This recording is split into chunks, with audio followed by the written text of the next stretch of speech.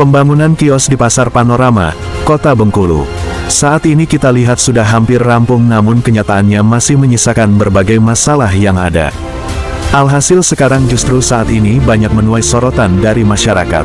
Proyek yang tengah berlangsung itu diduga tidak transparan, bahkan dicurigai sebagai proyek siluman, karena tidak ditemukan papan informasi proyek di lokasi.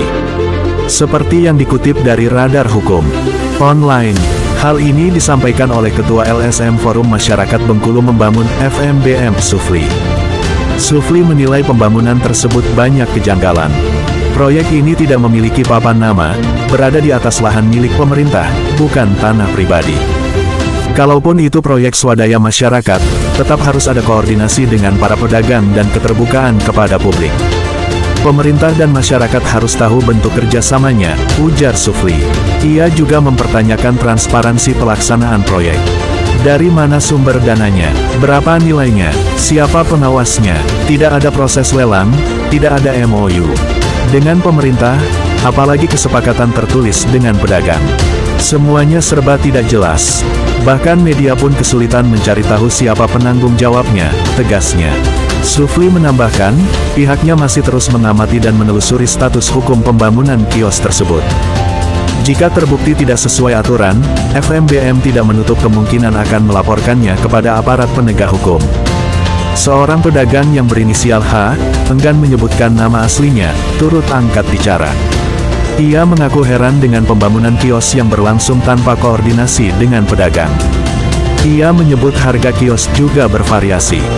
Kios yang menghadap ke jalan katanya 280 juta rupiah, sedangkan yang menghadap ke dalam pasar sekitar 135 juta rupiah. Tapi kami tidak pernah diajak bicara, apalagi membuat kesepakatan tertulis, ujarnya. Dari informasi yang berkembang bahwa, pembangunan kios ini swadaya pedagang. Karena itu tidak ada keharusan untuk memasang papan proyek, jelas salah seorang yang tidak mau disebutkan namanya. Dari bocoran informasi yang didapat di lapangan bahwa, pembangunan ini sudah mendapatkan izin dari pemerintah daerah Kota Bengkulu. Terkait harga kios, sepertinya tidak ada kejelasan, boleh dikatakan pihak pedagang tidak tahu menahu. Terkait negosiasi dengan pihak pemerintah. Untuk itu meski sudah ada penjelasan dari pihak pasar, sejumlah pertanyaan masih menggantung, terutama soal transparansi dana, mekanisme pelaksanaan, dan perlindungan hak pedagang. Pembangunan kios yang semestinya menjadi solusi, kini justru menimbulkan kecurigaan dan polemik di kalangan masyarakat serta pedagang pasar. Menurut salah seorang pedagang kepada Metro Update TV mengatakan, "Saya disuruh membongkar bangunan ini.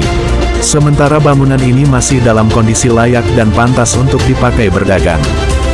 Dan anehnya kita disuruh membayar biaya pembangunan. Berarti ini jual beli kios dong. Nah kalau itu terjadi berarti bisa timbul sertifikat nantinya. Kan ini aneh, tandasnya." Sebut sumber yang tidak mau disebutkan namanya didampingi Gun, warga pagar alam ini, yang berdomisili di Kota Bengkulu. Di sisi lain, saat berita ini akan dinaik tayangkan, pengelola proyek pekerjaan Pasar Panorama belum bisa dihubungi.